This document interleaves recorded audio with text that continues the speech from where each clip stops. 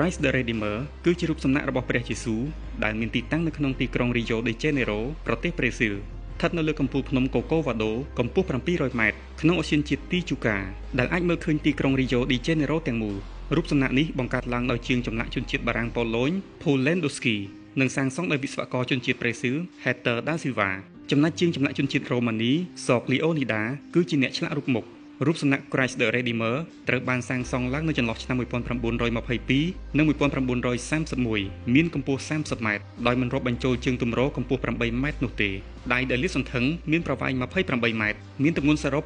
635 តោន